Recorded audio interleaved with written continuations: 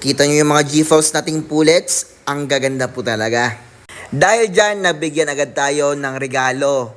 Maraming salamat sa ating mga G-Fowls. Yan, meron tayong itlog dito sa Pugad. First egg. Maliliit po pala yung itlog na ating mga G-Fowls kung i-compare mo sa ating mga meat and egg production. Lipat naman tayo dito sa ibang breeding room. Yan, si Sasuke at saka yung ibang kanyang mga asawa. Pero parang may problema si Sasuke ah. Mayroong mga DUGO yung kanyang mukha. Meron pala siyang pinabagsak. Ang ating G-Fowl na lalaki. Nakawala kasi, kaya yun, naglaban sila ni Sasuke. Noy, nakita mo gid kalamay mo. Pero okay lang yan dahil marami naman tayong pwedeng ipalit dito na mas maganda pa. Yan, wala pa yung tag-walis natin. Gusto ko palang i-share sa inyo yung ating mga Shamo breeds or bloodlines nila. Yan, no? Kasi meron pa akong iba doon, hindi ko pa ipapakita. Ito lang muna yung papakita ko. Itong mga medyo malapit na nating magamit.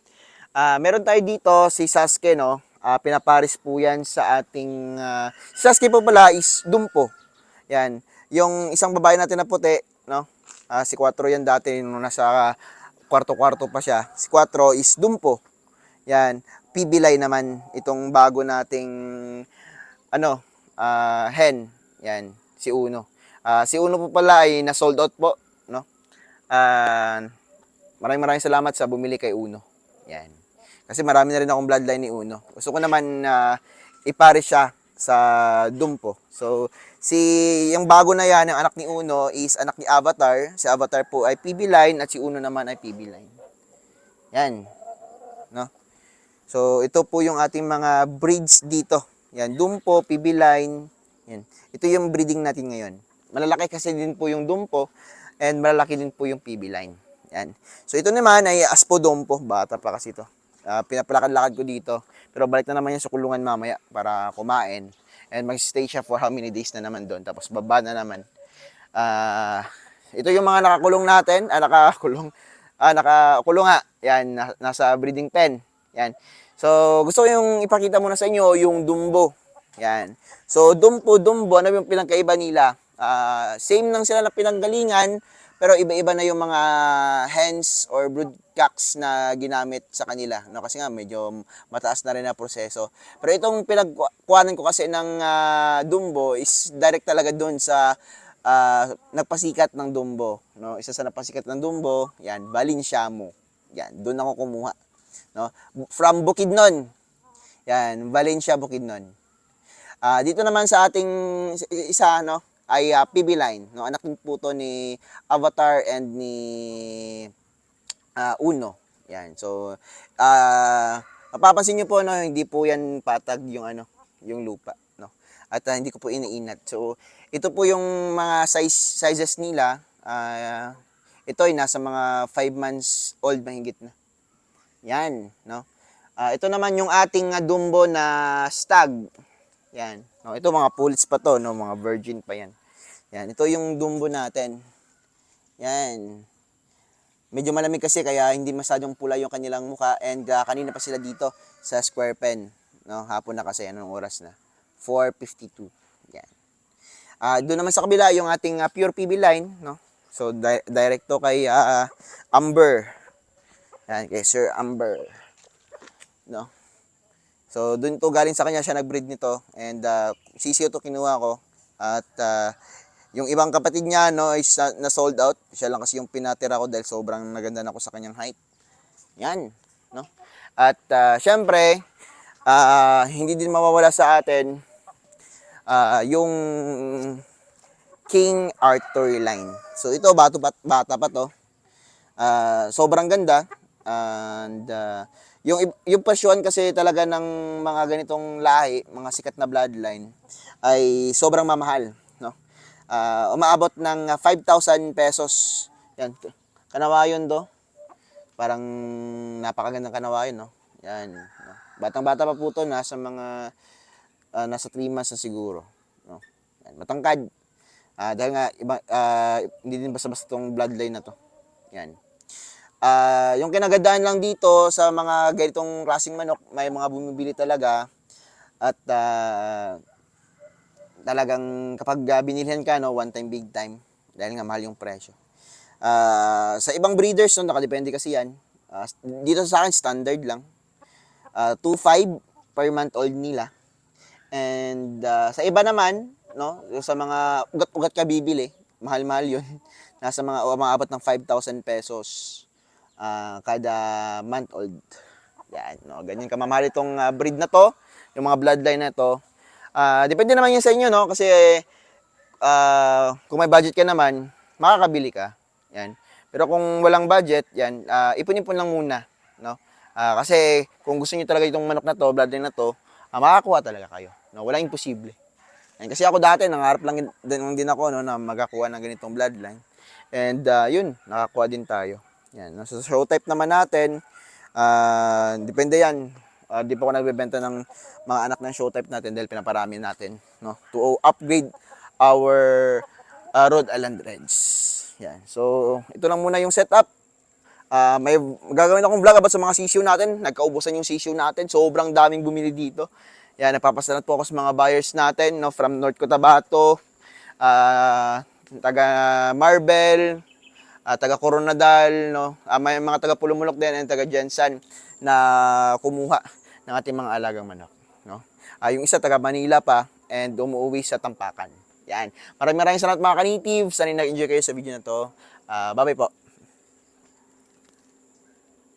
So, ayun mga ka-native, no, nawala nga yung ating brood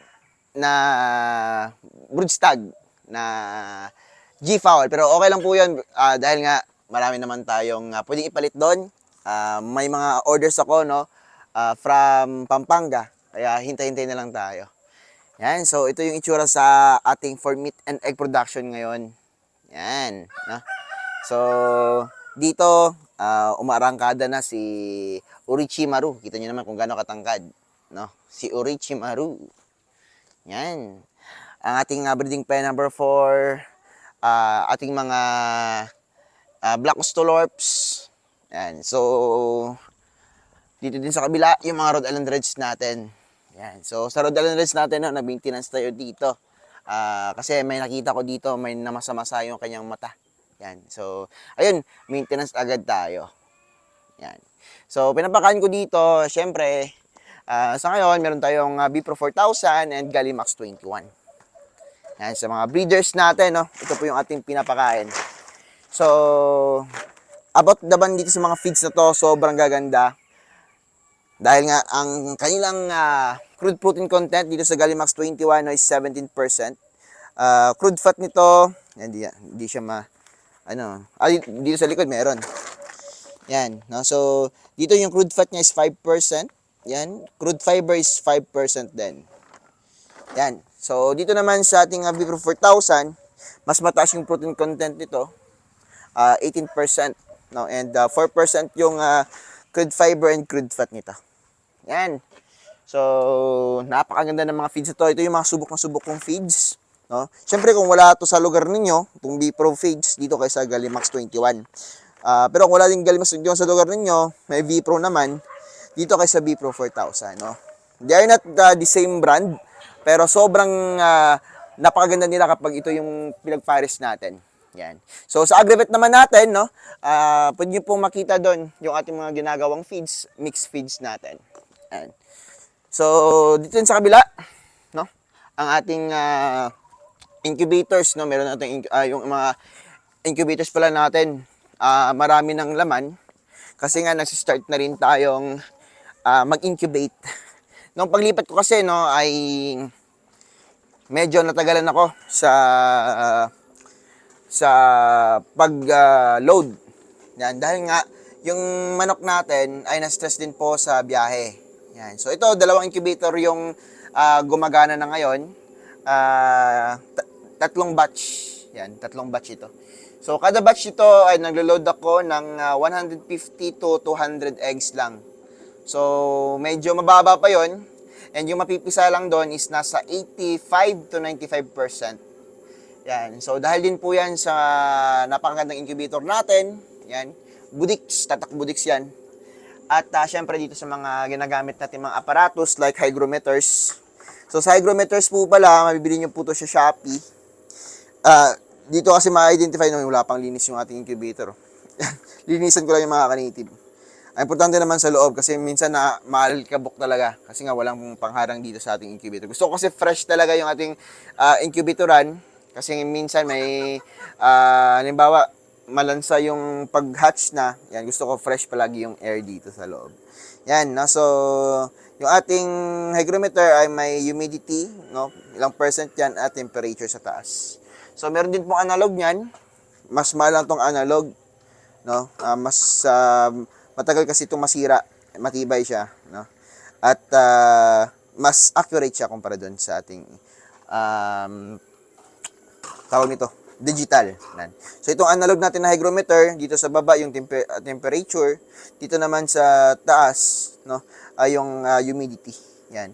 So mataas yung humidity dahil nga dito tayo sa labas. Dahil yung humidity dito sa Pilipinas is 70 plus.